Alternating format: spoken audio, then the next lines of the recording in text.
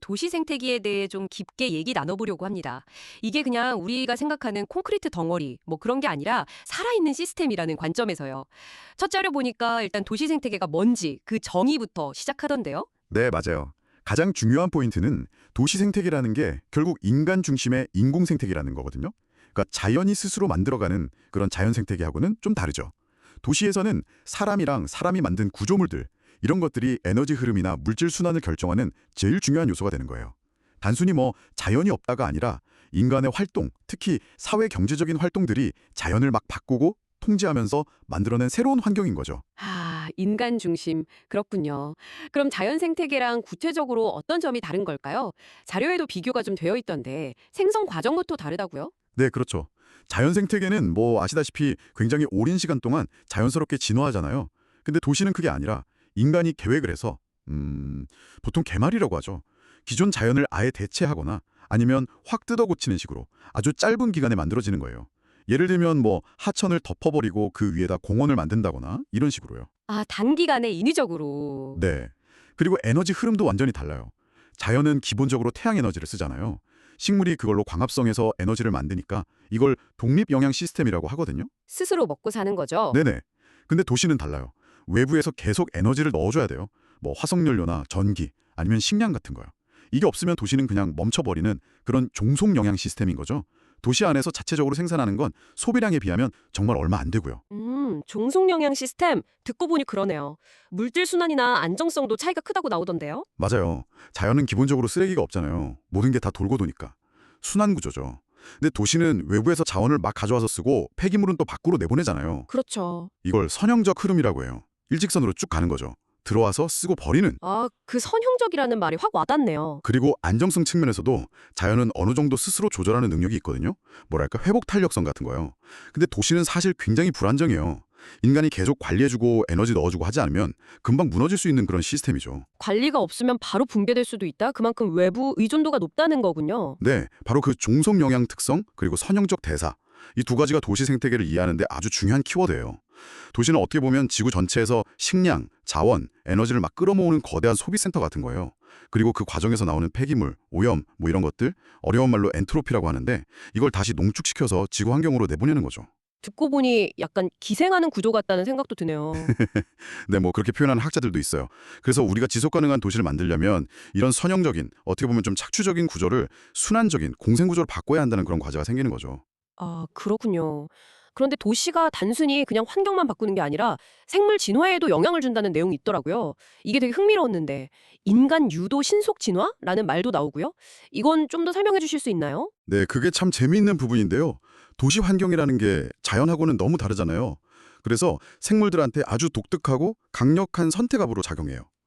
예를 들면 뭐 화학 오염물질들, 아니면 밤에도 밝은 인공빛, 뜨거운 열기, 또 서식지가 막 조각조각 나 있는 거, 음식물 쓰레기 같은 새로운 먹이, 이런 것들이 다 선택압이 되는 거죠.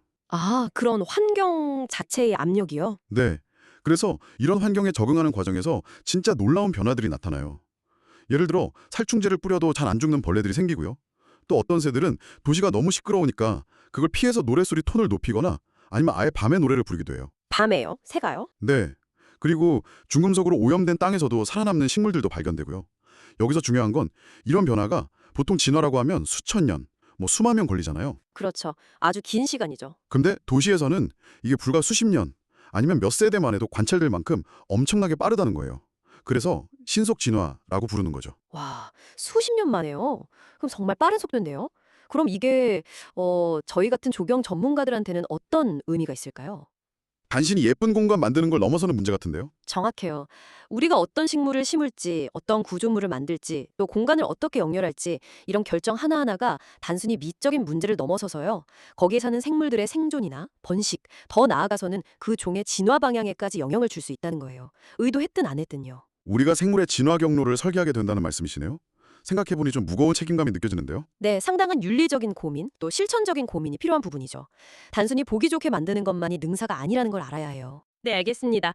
자, 그럼 도시 생태계의 어떤 기본적인 성격은 좀 감이 잡히는 것 같고요. 이제 그 유형을 좀 봐야 할 것 같은데요.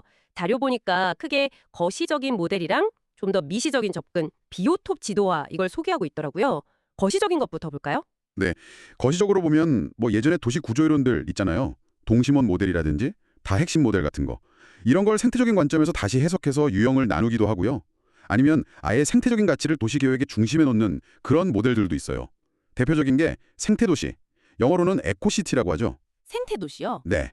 근데 이 생태도시도 목표가 조금씩 달라요.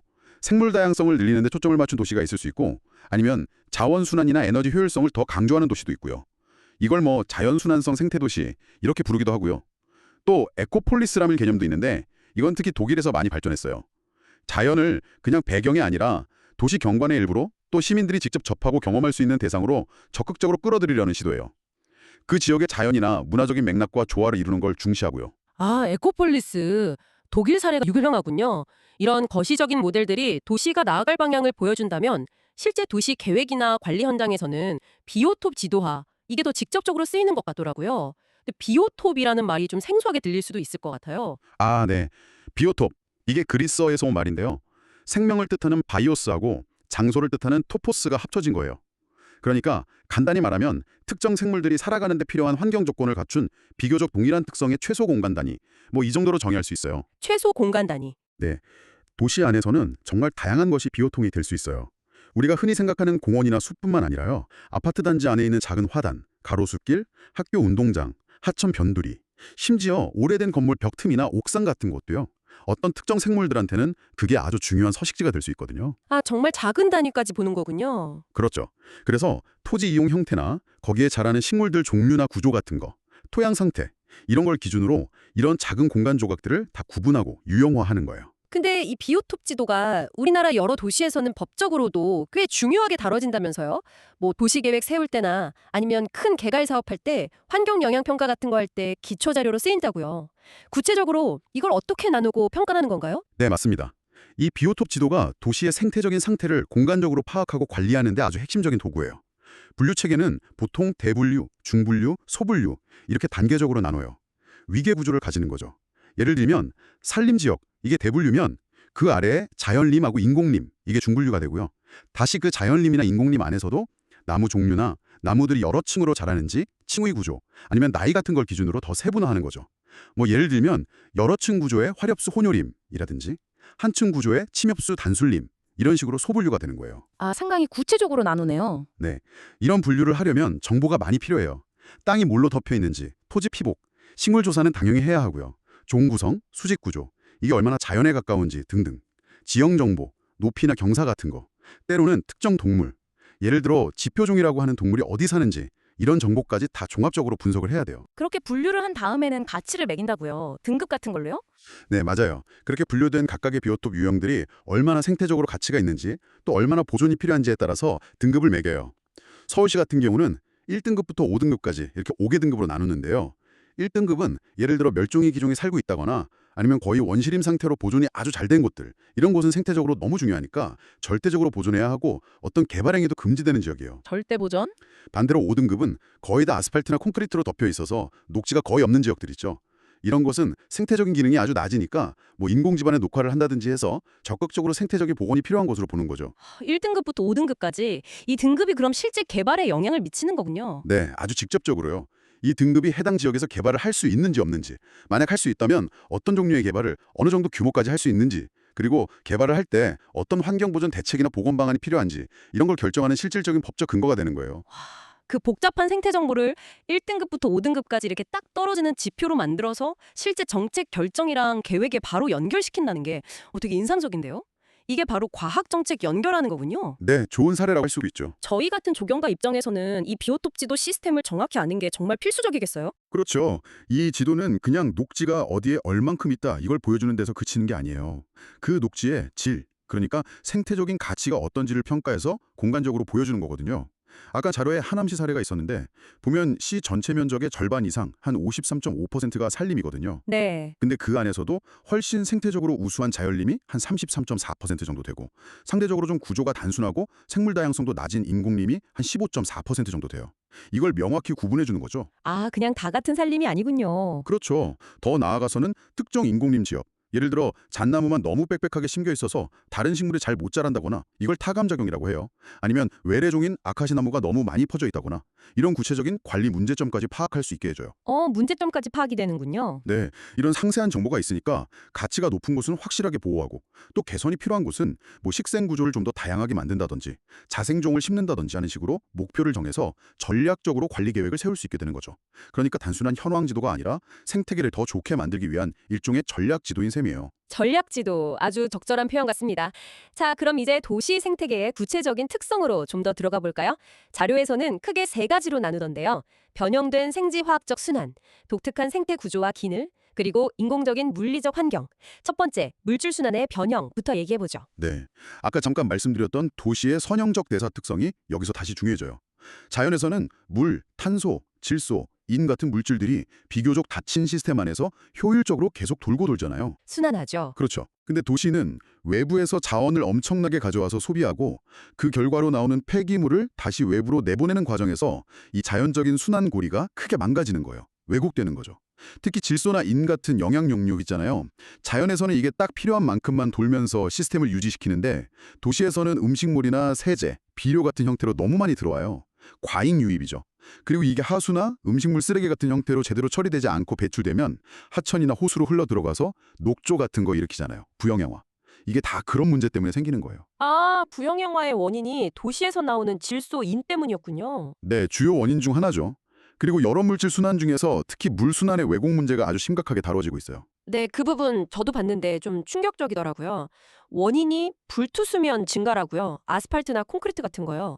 서울 사례가 나왔는데 1962년에는 불투수 면적이 7.8%밖에 안 됐는데 2010년에는 47.8%까지 늘어났다고요. 거의 반이 덮인 거네요. 도심은 85% 이상이고요. 네, 맞아요. 상상 이상으로 많이 덮인 거죠. 그 결과가 정말 엄청난 연쇄 반응을 일으켜요. 일단 비가 와도 땅으로 스며들지를 못하잖아요. 그러니까 거의 다 표면으로 흘러가 버리는 거예요. 이걸 표면 유출이라고 하는데 이게 엄청나게 늘어나죠. 서울 사례에서는 한 375% 정도 증가했을 걸로 추정해요. 375%요. 와. 네, 그러니까 짧은 시간에 비가 많이 오면 이게 다 하천으로 갑자기 몰리니까 도시용수 위험이 너무너무 높아지는 거죠. 아, 그래서 도시용수가 잦아지는 거군요. 반대로 땅속으로 스며들어서 지하수를 채워주는 물의 양은 엄청나게 줄어들어요. 이걸 지하수 함량이라고 하는데 이게 한 67% 정도 감소한 걸로 봐요. 그러니까 지하수 수위가 자꾸 낮아지고 이게 결국에는 하천으로 흘러들어가는 물의 양도 줄여서 평소에는 하천에 물이 마르는 그런 건천어 현상을 일으키는 거죠. 물이 땅으로 못 스며드니까 지하수도 줄고 하천도 마르고. 그렇죠. 또 땅 표면이나 식물에서 물이 증발하면서 주변 열을 식혀주는 효과가 있잖아요. 증발산이라고 하는데 이것도 당연히 줄어들겠죠. 한 42% 정도 감소했을 걸로 추정하는데 이게 도시 열섬 현상을 더 심하게 만들고 도시 전체를 건조하게 만드는 원인이 돼요. 덥고 건조해지고. 네. 결국에는 평상시에는 물 부족하고 하천은 말라가는데 비가 한번 세게 오면 갑자기 홍수가 나서 난리가 나는 이런 아주 극단적인 물 관리에 어려움에 빠지게 되는 거예요. 듣고 보니까 악순환이네요. 도시개발에서 불투수면 늘어나고 홍수 위험 커지니까 배수시설 더 만들고 그럼 또 개발이 가능해지니까 더 개발하고 그럼 또 불투수면 늘어나고 유출량 많아지고 지하수 고갈되고 하천은 더 마르고 네, 바로 그 악순환의 고리예요. 이게 뭘로 의미하냐면 기존처럼 그냥 빗물을 빨리 모아서 하천으로 내보내는 방식, 그러니까 토목공학 중심의 배수 시스템만으로는 도심 물 문제를 절대 해결할 수 없다는 거예요. 오히려 악화시킬 수도 있고요. 그럼 어떻게 해야 할까요? 패러다임을 바꿔야죠. 빗물이 발생한 그 지점, 그 자리에서부터 최대한 땅으로 스며들게 하고 또 모아뒀다가 활용하고 이런 접근이 필요해요. 이게 바로 요즘 많이 이야기하는 저영향 개발, LID, 로우 임팩트 디벨롭먼트 기법들이 강조되는 이유예요. 저영향 개발, LID. 중요하겠네요. 폐기물 문제도 심각하다고 하셨죠? 네, 이것도 도시 물질 순환 왜곡이 아주 심각한 부분이죠. 우리가 버리는 쓰레기들 이거 매립하잖아요. 매립지는 일단 땅을 엄청나게 차지하고 또 거기서 나오는 침출수가 토양이나 지하수를 오염시킬 수 있고요. 그리고 쓰레기가 썩으면서 메탄가스가 나오는데 이게 이산화탄소보다 훨씬 강력한 온실가스거든요. 기후변화에도 영향을 주는 거죠. 매립지의 문제군요. 그럼 소각은 괜찮나요? 소각은 매립 부담은 줄일 수는 있는데 또 다른 문제가 있어요. 태우는 과정에서 다이옥신 같은 아주 위험한 발암 물질이나 초미세먼지 같은 대기 오염 물질이 나올 수 있거든요. 그래서 어떻게 보면 오염 문제를 땅에서 공기로 그냥 옮기는 거 아니냐 이런 비판도 있어요. 아, 이것도 문제가 있네요. 특히 요즘엔 플라스틱 폐기물이 정말 심각하잖아요. 이게 자연 상태에서는 거의 분해가 안 돼요. 그냥 잘게 쪼개져서 미세 플라스틱이 되는데 이게 토양, 하천, 바다 어디든 다 퍼져나가서 먹이사슬을 타고 돌고 돌아서 결국 우리 식탁까지 올라오는 거잖아요. 이게 정말 큰 위협이죠. 미세 플라스틱 문제 정말 심각하죠. 자, 그럼 두 번째 특성으로 넘어가서요. 독특한 생태 구조와 기능.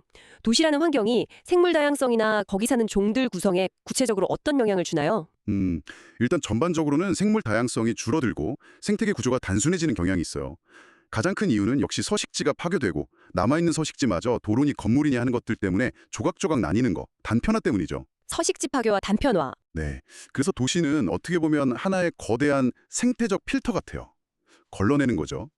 넓고 안정적인 환경이 꼭 필요한 동물들, 예를 들어 큰 포유류 같은 거나 아니면 아주 특정 먹이나 특정 환경 조건에만 의존해서 사는 종들, 이런 전문가종, 스페셜리스트들은 도시 환경에서 살아남기가 너무 힘든 거예요. 아, 전문가종은 살기 어렵군요. 대신에 환경 변화에 비교적 잘 적응하고 또 인간이 주변에 만들어 놓은 여러 자원들, 뭐 음식물 쓰레기라든지 인공 구조물 같은 걸 잘 이용하는 몇몇 종들, 이런 일반종, 제너럴리스트들이 아주 번성하게 돼요.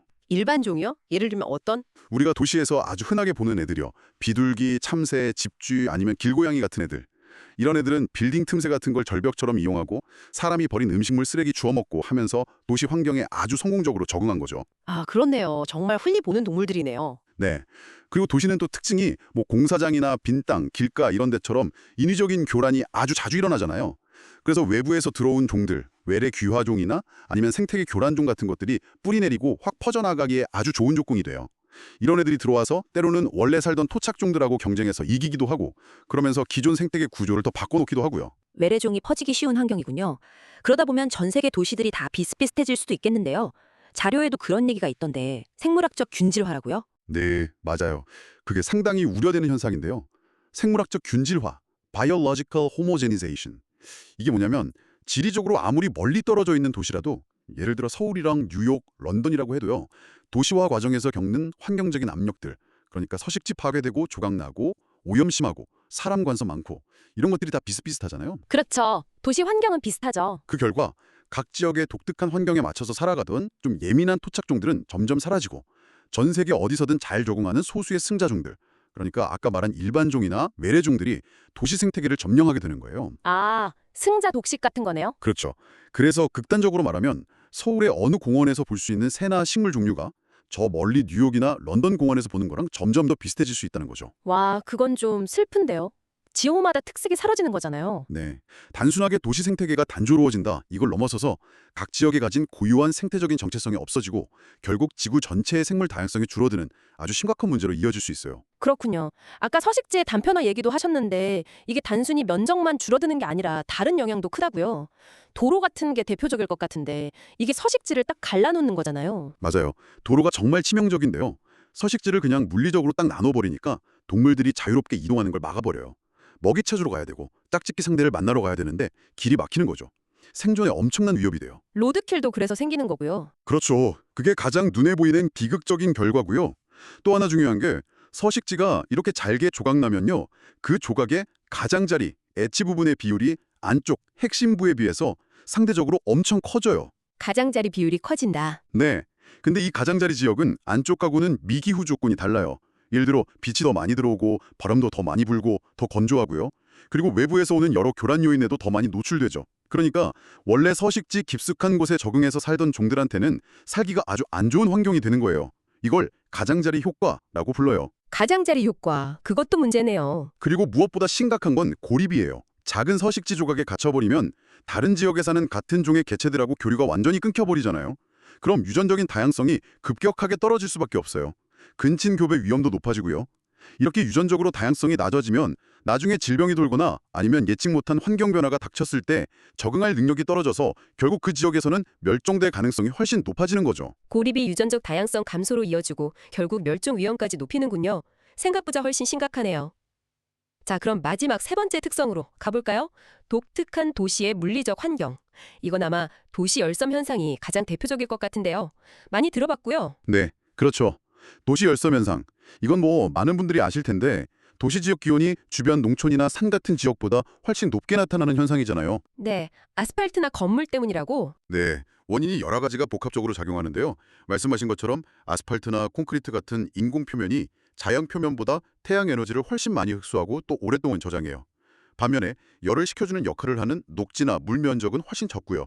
증발산을 통한 냉각 효과가 감소하는 거죠. 흡수는 많고 식히는 건 적고. 그렇죠. 거기다가 건물에서 나오는 냉난방열, 자동차 엔진열, 공장 가동열 이런 인공적인 열 발생 자체가 도시에 엄청나게 많잖아요. 이것도 아주 중요한 원인이에요. 아, 인공열도 무시 못하겠네요. 근데 이게 그냥 도시가 좀 더 덥다 이걸로 끝나는 건가요? 아니면 다른 영향도 있을까요? 이게 단순히 기온만 올라가는 게 아니고요. 도시 열섬이 그 지역의 대기 순환에도 영향을 줘요. 국제적인 바람 체계를 바꿀 수도 있고요. 어떤 경우에는 도시 중심부에서 뜨거워진 공기가 위로 올라가서 주변으로 퍼지면서 도시 외곽이나 바람이 불어가는 아래쪽 지역에 구름을 더 만들거나 비를 더 내리게 하는 원인이 되기도 해요. 날씨에도 영향을 주는군요. 네, 그리고 일반적으로 도시는 주변 지역보다 평균 풍속은 좀 낮아요. 건물들 때문에 바람이 잘 안 통하니까요. 그리고 상대 습도도 낮은 경향이 있고요. 건조한 거죠. 여기에 더해서 도시는 정말 거의 모든 종류의 환경오염 물질이 집중되는 곳이잖아요. 그렇죠. 오염하면 도시죠. 자동차, 공장에서 나오는 미세먼지나 오존 같은 대기오염 물질들, 또 도시 표면에 쌓였다가 비에 씻겨서 하천으로 흘러들어가는 비점오염원들 포함한 수질오염 문제, 또 예전 공장 부지나 쓰레기 매립지 주변 같은 데는 토양오염 문제도 있을 수 있고요. 그리고 끊임없는 교통소음, 밤에도 나처럼 환한 인공조명, 이걸 빛공해라고 하죠. 이런 것들까지 이렇게 다양한 물리적, 화학적 스트레스 요인들이 한꺼번에 복합적으로 작용하면서 거기에 사는 모든 생명체, 물론 사람 포함해서요, 만성적인 부담을 주는 환경이라는 게 도시 환경의 또 다른 아주 중요한 특성이라고 할 수 있어요. 와우. 오늘 정말 도시 생태계에 대해서 기본 개념부터 시작해서 자연과의 차이점, 도시에서의 생물 진화, 또 비오톱 지도 같은 구체적인 관리 도구, 그리고 물순환 왜곡이나 생물 다양성 문제, 열섬 현상 같은 핵심 특성까지 정말 폭넓고 깊게 얘기를 나눴네요. 도시를 그냥 사람이 만든 인공 구조물로만 볼 게 아니라 정말 살아 숨쉬는 복잡한 생태계로 봐야 한다는 점, 그리고 그 안에서 일어나는 여러 상호작용과 문제점들을 좀 더 명확하게 이해하게 된 것 같습니다. 특히 아까 말씀하신 비오톱 지도의 실체적인 의미라든지 우리가 하는 조경 설계가 생물의 진화에까지 영향을 미칠 수 있다는 점은 앞으로 저희가 일할 때 정말 중요한 시사점을 주는 것 같아요. 네, 맞습니다. 도시라는 공간을 이렇게 생태학적인 렌즈를 끼고 바라보는 게 우리가 지금 겪고 있는 많은 도시 문제들 있잖아요. 뭐 기후변화에 어떻게 적응할 건지, 재해는 어떻게 예방할 건지, 시민들 건강은 어떻게 증진시킬 건지 이런 문제들의 해법을 찾는데 아주 새로운 영감을 줄 수 있다고 생각해요. 그래서 당신과 같은 전문가들의 역할이 앞으로 더 중요해질 거라고 보고요. 네, 오늘 말씀 정말 잘 들었습니다. 저희가 다루는 이 도시 공간에 대해서 다시 한번 생각해 보게 되네요. 오늘 논의를 바탕으로 한번 각자 자기가 설계하거나 관리하는 도시 공간을 떠올려 보면 좋을 것 같습니다. 그 공간이 지금 어떤 생태적인 특징을 가지고 있는지, 또 어떤 잠재력이 숨어 있는지 한번 살펴보시고요. 더 나아가서 나의 작은 디자인 결정 하나하나가 그곳에 살고 있는 이름 모를 생명들의 미래, 그리고 도시 전체의 건강성에 어떤 영향을 미치게 될지 한 번쯤 고민해보는 것도 의미 있지 않을까 싶네요.